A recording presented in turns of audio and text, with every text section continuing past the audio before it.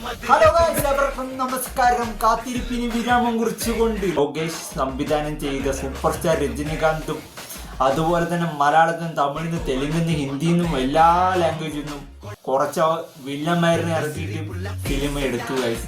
അതാണ് ഗൈസ് കൂലി. അപ്പോൾ കൂലി എന്ന മൂവിയുടെ റിവ്യൂ ആയിട്ടാണ് നമ്മൾ എത്തിയിരിക്കുന്നത്. ഒരു ഒപ്പീനിയനാണ് ഞാൻ ഈ വീഡിയോ ഷെയർ ചെയ്യുന്നത്. ചിലർക്ക് ഇഷ്ടപ്പെട്ടിട്ടുണ്ടാവും, ചിലർക്ക് ഇഷ്ടപ്പെട്ടിട്ടുണ്ടാവില്ല.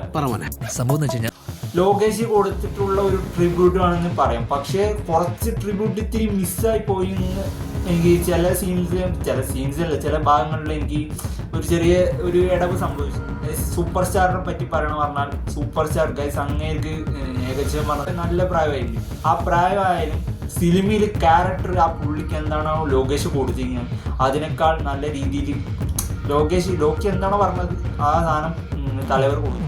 സീന് പറഞ്ഞാൽ പഴയ ഒരു രജനീകാന്തിനെ എടുത്തുകൊണ്ട് വേണമെങ്കിൽ പറയാം. അതിൽ പഴയ ഒരു രജനി ഉണ്ട്. അല്ലാതെ ഞാൻ ഒരു കാര്യം പറഞ്ഞാൽ ആ റെഫറൻസ് കുറച്ച് ലോകേഷ് നോക്കി വെച്ചിട്ടുണ്ട്. കാരണം നമ്മളിപ്പോൾ എന്താ പറയുക, സൂപ്പർ സ്റ്റാർ ഇപ്പോൾ ഫൈറ്റ് ചെയ്തുകൊണ്ടിരിക്കുകയാണ് പറഞ്ഞാൽ ആ ഫൈറ്റിന് തന്നെ ഡയലോഗും പറയും, മീൻസ് പഞ്ച് ഡയലോഗും പറഞ്ഞിട്ടായിരിക്കും ഫൈറ്റ് ചെയ്യും. ആദ്യം എനിക്ക് ഭയങ്കര ഇഷ്ടമാണ്.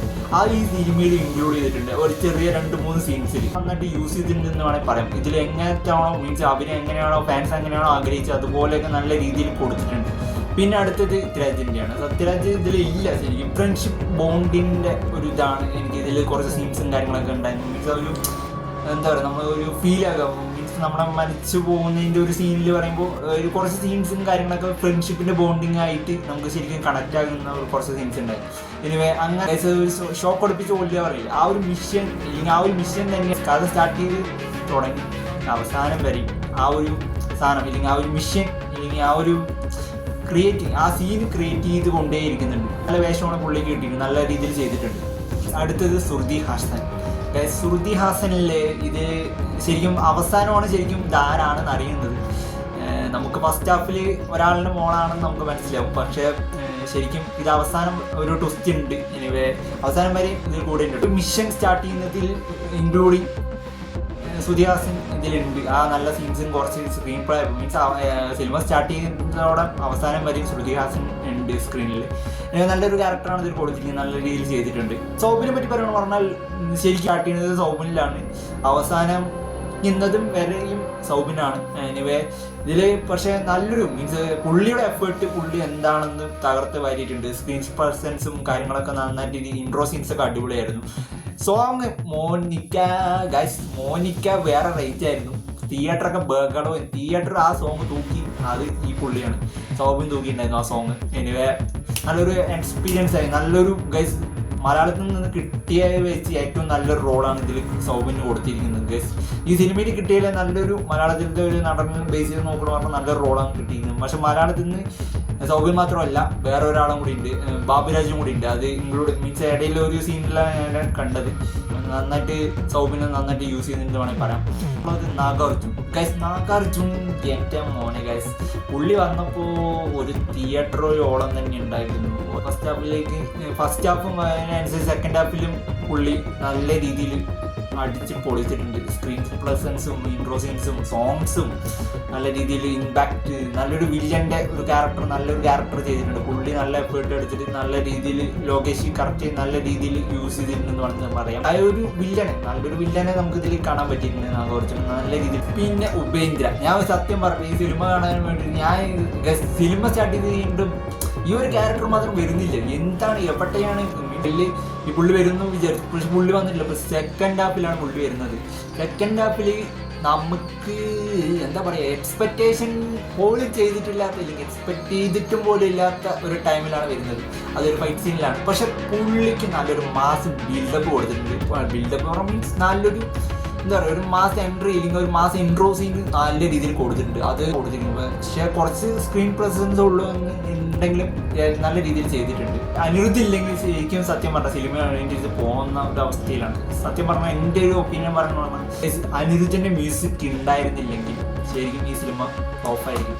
ഫ്ലോപ്പായിരിക്കും. കാരണം സ്ക്രീൻ പ്ലേ ആയാലും അനിരുദ്ധിൻ്റെ മ്യൂസിക്കുള്ള കാരണമാണ് ശരിക്കും അവിടെ വിളിച്ചിരിക്കുന്നത്. അപ്പോൾ ഈ ഒരാളിനെ അവസാനമേ പറയാൻ പറ്റുള്ളൂ, കാരണം അവസാനമാണ് വരുന്നത്. എനിവേ ഞാൻ നെഗറ്റീവ് പറയലില്ല. എനിവേ നമ്മൾ ഇത്രത്തോളം വലിയൊരു സ്റ്റാറിനെ കൊണ്ടുവരുമ്പോൾ പോകുന്നത് ഒരു അവസാനമാണ് എൻഡിലാണ് വന്നു പോകുന്നത്. അമീർ ഖാൻ എല്ലാ ക്യാരക്ടറിനെയും കറക്റ്റായിട്ട് ഇൻക്ലൂഡ് ചെയ്ത് കാര്യങ്ങൾ ചെയ്ത് ലോകേഷ് സെറ്റാക്കി വെച്ചുമ്പോൾ, പക്ഷെ അമീർ ഖാൻ വരുമ്പോൾ എന്താ പറയുക, എനിക്ക് ശരിക്കും അത് സൂട്ടായില്ല എന്നാണ് പറയുന്നത്. ഒരു വലിയ താരനിര ഉണ്ട് ഈ സിനിമയ്ക്ക്, പക്ഷെ എല്ലാവർക്കും അതിൻ്റേതായിട്ടുള്ള റോളും കാര്യങ്ങളൊക്കെ കൊടുത്തിട്ടുണ്ട്. പക്ഷെ ഇത് അമീർ ഖാനിനെ കൊണ്ടുവന്നപ്പോൾ ഒരു സിമ്പിളായിട്ട് വിട്ടു എന്ന് എനിക്കത് ഫീൽ ചെയ്തിട്ടുണ്ടായിരുന്നു. പക്ഷെ പുള്ളി ഹെലികോപ്റ്റർ എന്ന് പറഞ്ഞ് മുന്നാണ്ട് ഇങ്ങനെ ഇറങ്ങി വന്നു, പട്ടിനെയും പിടിച്ചിട്ട് കുറച്ച് നായി കുട്ടികളെയും പിടിച്ചിട്ട് ഇറങ്ങി വന്നു. അതാണ് ഒരു, പിന്നെ അനിരുദ്ധിൻ്റെ മ്യൂസിക് എനിക്കത് ഒരു ഇമ്പാക്റ്റ് തോന്നിയില്ല. ലോകേഷിൻ്റെ സ്ക്രിപ്റ്റിൽ ഞാൻ കുറച്ച് ഇടപെടൽ സംഭവിച്ചിട്ടുണ്ട്, എനിക്കത് ഫീൽ ചെയ്തിട്ടുണ്ട്. ചിലർക്ക് തോന്നിയിട്ടുണ്ടാവും, എനിക്ക് എൻ്റെ ഒരു ഒപ്പീനിയൻ പറയുമ്പോൾ ചില ഭാഗങ്ങളിൽ എനിക്കത് തോന്നിയിട്ടുണ്ട്. എനിവേ അനിരുദ്ധിൻ്റെ മ്യൂസിക്കിലൂടെയാണ് ഈ സിനിമ പിടിച്ചിരിക്കുന്നത്. ശരിക്കും ലോകേഷിൻ്റെ യൂണിവേഴ്സിൽ നടക്കുന്ന സിനിമയല്ല പോലി, പക്ഷെ എന്നാലും ഇതിൻ്റെ സെക്കൻഡ് പാർട്ട് ഉണ്ട് ഇല്ല ആ ഒരു രീതിയിൽ കൊടുത്തിട്ടുള്ള പോലെ ഫീൽ ചെയ്യുന്നുണ്ട്. വിക്രമിൻ്റെ ഒക്കെ ഒരു എന്താ പറയുക എൻഡ് പറയുമ്പോൾ നമുക്ക് അറിയാം, കാരണം റോളക്സ് വരുന്നുണ്ട്. പക്ഷെ ഇത് അതിൽ അവസാനം ഒരു ഗുമ്മില്ലാതെ ഒരു നിർത്തിയ പോലെ തോന്നി. കാരണം അവൻ ഒരു എന്താ പറയുക ഒരു ഇമോഷണലായിട്ട് നിർത്തിയ പോലെ തോന്നിയിട്ടുണ്ടായിരുന്നു. ഇമോഷണൽ നല്ല ഒരു പഞ്ച് കിട്ടാത്ത പോലെ ഒരു നിർത്തിയ പോലെ ഫീൽ ചെയ്തിട്ടുണ്ടായിരുന്നു എൻഡിൽ. അപ്പോൾ ഗൈസ് ഇത്രയൊക്കെ എന്നെ പറയാനുള്ളൂ. എനിക്ക് എൻ്റെ ഒരു ഒപ്പീനിയൻ പറയണമെന്ന് പറഞ്ഞാൽ ഗൈസ് ഒരു വൺ ടൈം വാച്ചബിൾ.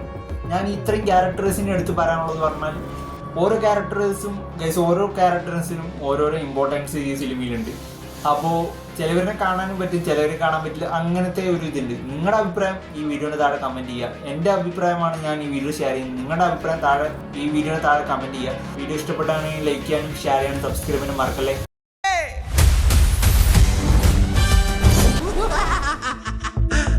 എന്തായാലും സംഭവം നല്ല ഉഷാറായി. തൽക്കാലം ഇത്രയും മതി. വരട്ടെ.